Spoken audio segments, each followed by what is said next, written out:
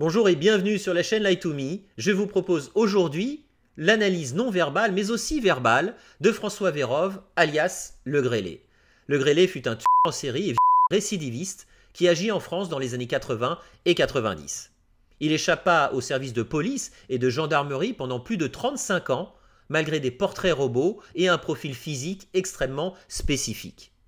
En 2019, il décida de participer à une émission de télé. Ces images sont donc extrêmement rares, ce type d'analyse est extrêmement peu fréquente, car nous allons pouvoir observer, décrypter le profil d'un tueur en série et d'une personnalité toxique.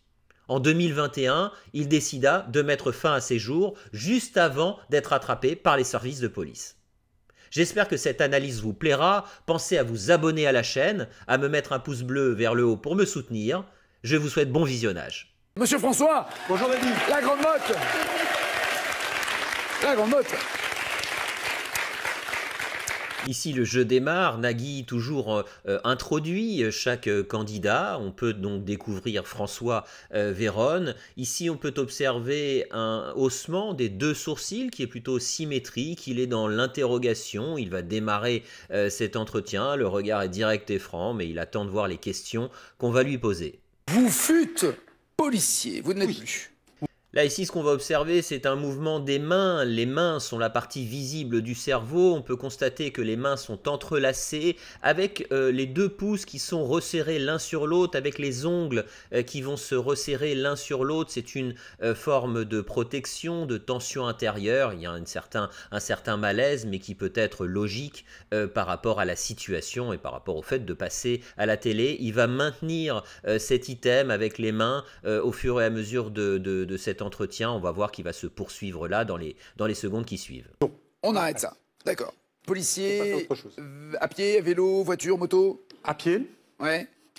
Là, il va évoquer donc sa carrière de policier. Et ce qu'on peut observer, c'est qu'à chaque fois qu'il va évoquer le fait d'être policier à moto, la partie moto, il y a une sorte, je trouve, de difficulté, peut-être de malaise. On va voir plusieurs items qui sont liés à ces émotions-là lorsqu'il évoque la moto. Ici, on constate, lorsqu'il prononce le mot moto, un axe rotatif droit. Il présente son oreille droite, ce qui est plutôt une notion de filtre, une notion d'analyse, avec les sourcils aussi qui sont relevés en symétrie, un petit peu comme au départ, mais la moto lui évoque, je trouve, des sensations, des émotions plutôt de difficulté.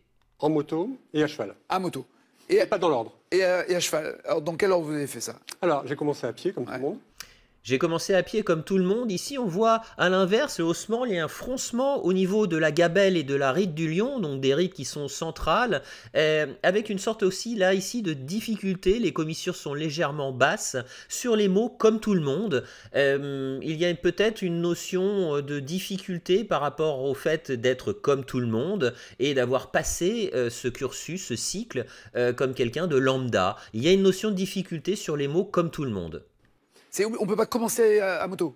On ne peut pas commencer à moto. D'accord. La sélection ne permet pas tout de suite de commencer en sortant de l'école de la gendarmerie ou de la police en moto. Là, à nouveau, il s'est exprimé beaucoup avec les deux mains, des gestes figuratifs, on va le voir par la suite, il s'exprime beaucoup avec les mains, mais à nouveau, là, on va voir les commissures, on voit sur cet arrêt sur image, les commissures des lèvres vraiment descendantes, on va voir les dents apparentes juste après, dans les secondes qui suivent, après cet item au niveau de la bouche. À nouveau, en ce qui concerne la moto, il y a quelque chose qui est lié à son activité lorsqu'il était motocycliste pour la police. D'accord, donc pied. Donc pied, mais j'ai commencé par le cheval, en fin de compte. À la garde républicaine au régiment de cavalerie. Waouh. Et alors là, est-ce qu'on est plus souvent en train de... Là, il évoque la garde républicaine, cavalerie, donc lorsqu'il était policier à cheval, et on voit qu'il a changé de position des mains. Il avait auparavant la main droite qui prenait la main gauche en prise. Ici, il évoque sa carrière, la partie de sa carrière à cheval, et il prend cette fois-ci la main gauche qui est en prise sur la main droite. La main gauche en prise sur la main droite est une notion plus d'ouverture, de communication, de sincérité. C'est le côté gauche qu'on présente en premier auprès de son interlocuteur. Défiler que... Oui, tout à fait. Vous avez deux postes à cheval, un poste permanent, quartier Carnot. Là, comme je le disais, il va évoquer les différents quartiers, la manière de fonctionner pour la police à cheval, et on voit qu'il utilise ses deux mains. Ici, je trouve que les mains sont très hautes. On parle d'éléfaction, donc de hauteur du geste en analyse du comportement, et je trouve que les mains sont portées assez hautes des deux mains. Il s'exprime beaucoup avec elles. Il y a une notion de fierté, je dirais, de satisfaction à s'exprimer sur ce sujet-là, et notamment avec les deux mains. Donc pour le bois de Vincennes, et un poste provisoire, vous y restez une semaine et vous assurez la sécurité quotidienne des promeneurs le jour uniquement. La nuit... La nuit, le geste ici est du bras gauche, la main est portée assez haute, encore une fois, et il y a ce geste mi-conscient de stop. La main est en opposition face à Nagui, il évoque la nuit, il va même mettre sur, on est du côté gauche, sur le côté gauche, il va l'écarter du côté gauche, qui est plutôt le mettre du côté endogène, endogroupe. Je pense qu'il travaillait pas mal la nuit, il a d'ailleurs été soupçonné de certaines histoires de mœurs le concernant dans le bois de Boulogne, la nuit, justement. C'est autre chose. C'est un autre étalon qui arrive. Ok. Là, ce qu'on constate ici sur la blague de Nagui, c'est un autre étalon qui arrive, une déglutition. On va le voir par la suite, hein, vous allez regarder sur l'image qui va se poursuivre, mais lorsque la nuit est évoquée, lorsque la blague est faite sur ce sujet-là, il y a une déglutition à ce moment-là. Il n'y a pas plus d'interprétation à en faire, mais c'est un item que j'ai pu remarquer à l'analyse. Et après, donc, voiture. Et donc, après voiture... après moto, pardon, après le cheval, moto. Et tout à fait. Est-ce que physiquement... Là, on constate qu'il poursuit cette notion de tension, un petit peu de stress avec les mains, avec les deux pouces qui se resserrent, avec les ongles qui s'entrelacent. Les mains, cette fois-ci, ne sont pas entrelacées, c'est plutôt la main gauche qui est en prise sur la main droite. 0 plus 0, la tête à...